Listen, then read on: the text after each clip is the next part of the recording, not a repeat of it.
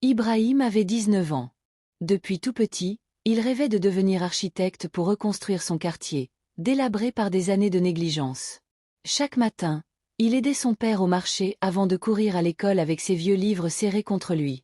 Il supportait les moqueries, la faim et la fatigue, convaincu qu'un jour, il offrirait à sa mère une vraie maison avec un toit qui ne fuirait plus.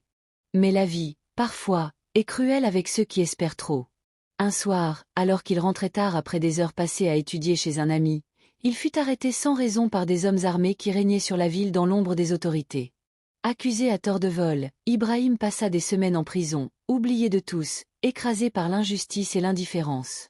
Quand il sortit enfin, il n'était plus le même. Ses yeux ne brillaient plus comme avant. Il avait perdu une partie de lui, mais pas complètement.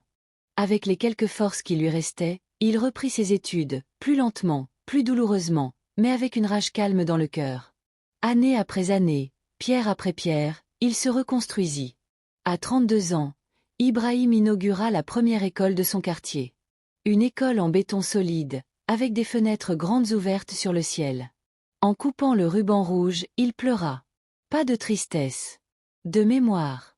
De promesses tenues.